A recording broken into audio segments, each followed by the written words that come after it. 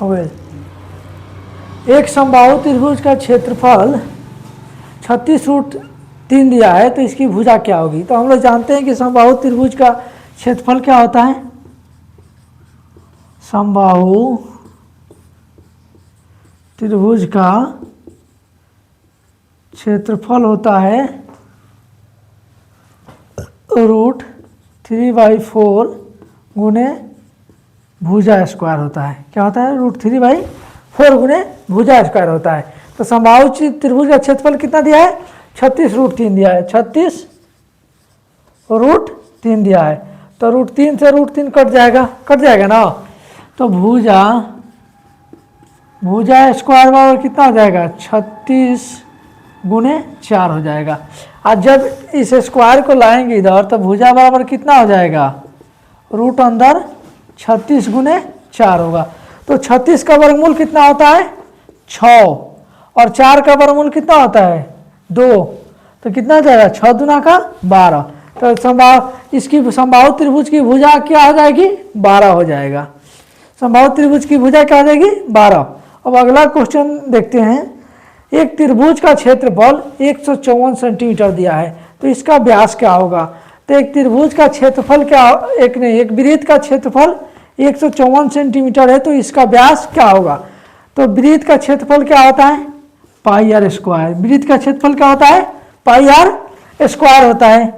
तो बराबर कितना दिया है? वृत्त का क्षेत्रफल 154 दिया है, तो पाई आर स्क्वायर। तो पाई का मान कितना होता है? 22/7 गुने आर बराबर कितना होगा? 154 होगा। तो 22 का पढ़िएगा कितना बार? 22 आते 154 होता है। तो आर स्क्वायर बराबर कितना हो जाएगा? 7 गुने 7 हो जाएगा, होगा ना। तो जब आर स्क्वायर को इधर लाएंगे तो क्या हो जाएगा? रूट हो जाएगा।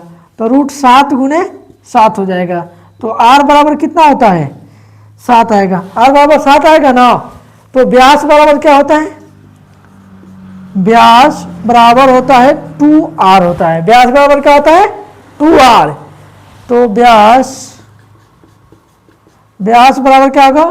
2 गुने 7 हो जाएगा। तो 7 दूना का 14।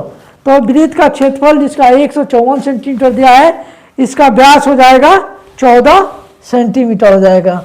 व्यास क्या हो जाएगा? 14 सेंटीमीटर हो जाएगा। अगले क्वेश्चन की तरफ चलते हैं। दिया है tan theta plus cot theta बराबर 6 दिया है, तो tan square theta plus cot square theta का मान क्या होगा? तो हम क्या करेंगे? दोनों साइड वर्क कर देंगे। दोनों साइड वर्क करेंगे तो हो जाएगा ना tan स्क्वायर थीटा। क्या हो जाएगा? tan square theta plus cot square theta और प्लस 2a भी होता है, तो 2 tan theta into cot theta हो जाएगा। और बराबर कितना हो जाएगा? 6 का स्क्वायर करेंगे तो 36 हो जाएगा। कितना होगा? 36 होगा ना। अब इसके बाद हम लोग क्या लिखेंगे? tan square theta plus cot square theta और plus tan theta into cot theta का मान क्या होता है? 1 होता है। tan थीटा और cot थीटा का मान क्या होगा? 1 होगा। तो 2 में 1 से गुना करेंगे तो क्या आएगा? यहाँ पे 2 आ जाएगा। अब बराबर कितना हो जाएगा? 36 हो जाएगा। तो लिख देंगे यहाँ tan square theta plus cot square theta बराबर, जब ये 2 प्लस है फिर इसको दाएं साइड लाएंगे तो क्या आ जाएगा? माइनस हो जाएगा। तो 36 माइनस 2 हो जाएगा। तो 36 में से 2 घटाएंगे तो कितना आएगा? 34। तो tan प्लस cot थीटा बराबर 6 दिया है, तो tan square theta plus cot square theta का मान कितना हो जाएगा? 34 हो जाएगा। और फिर अगला एक समानांतर श्रेणी का क्वेश्चन दिया है, इसे देखते हैं। समानांतर श्रेणी में दिया है 2, 5, 8, 11 डैश का 11वां पद क्या होगा? तो समानांतर श्रेणी में जब हम लोग पद निकालते हैं तो क्या होता है? Tn बराबर होता है a plus n-1 into D होता है।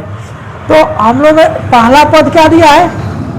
पहला पद बराबर 2 दिया है। a बराबर क्या दिया है? 2 दिया है ना।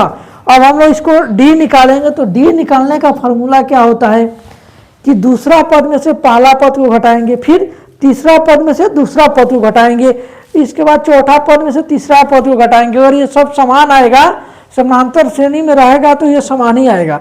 तो समान आएगा तो यही हम लोग क्या होता है, डिफरेंस होता है। तो 5 में से 2 घटाएंगे तो क्या आएगा, 3 आएगा, आएगा ना। फिर 8 में से 5 घटाएंगे तो फिर 3 आएगा। फिर 11 में से 8 घटाएंगे तो क्या आएगा, 3 आएगा। यानी कि हम लोग का डिफरेंस क्या हो जाएगा, डिफरेंस 3 हो जाएगा। तो हमें तो ए मिल गया, डी मिल गया, और एन का मान क्या होगा 11, क्योंकि हमें 11 निकालना है, टी 11 निकालना है ना।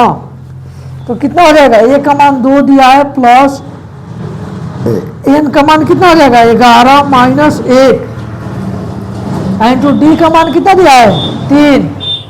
तो ये कितना हो जाएगा 2 प्लस 11 में से 1 जाएगा तो कितना होगा 10, 11 में से 1 जाएगा तो 10, और गुणे 3 हो जाएगा।